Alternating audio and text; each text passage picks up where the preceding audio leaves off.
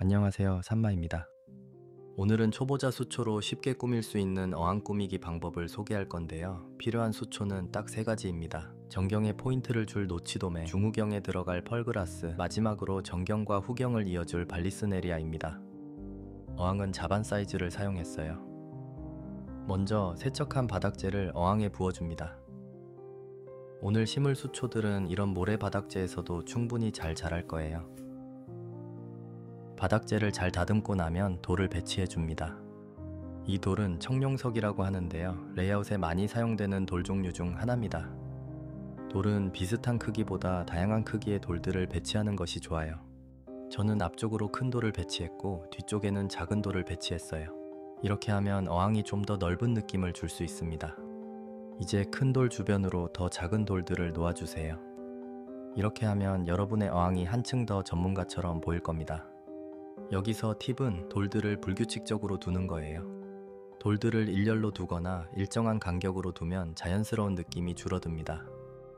돌들의 배치가 끝났다면 이제 물을 반만 채워줄 겁니다.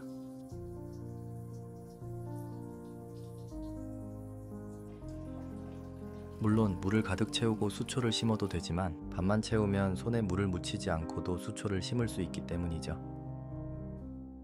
수초를 심을 때는 핀셋으로 뿌리 끝을 잡고 이렇게 바닥에 콕 찌르시면 됩니다. 발리스네리아는 키가 큰 종류라서 주로 어항 뒤쪽으로 심는데요. 반대편 발리스네리아는 앞쪽으로 심어보시면 수초가 자랐을 때 동굴 같은 모양이 만들어질 거예요.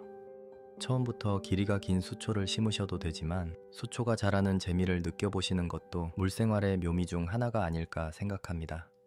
이제 발리스네리아 앞으로 펄그라스를 심어줍니다.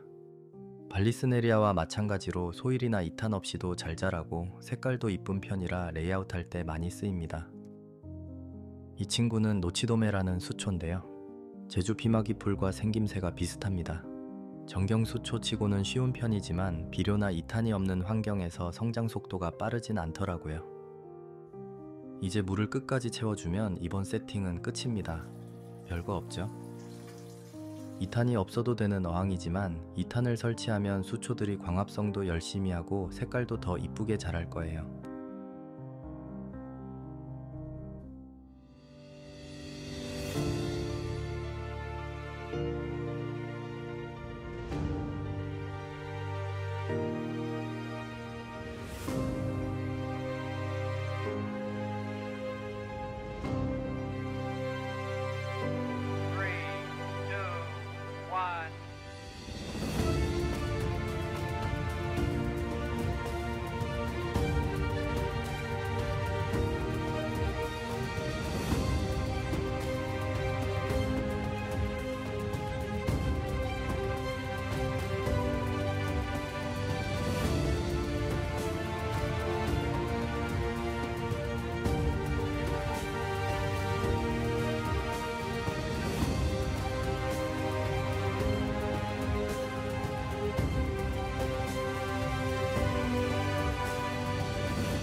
영상이 마음에 드셨다면 좋아요를 클릭해주세요.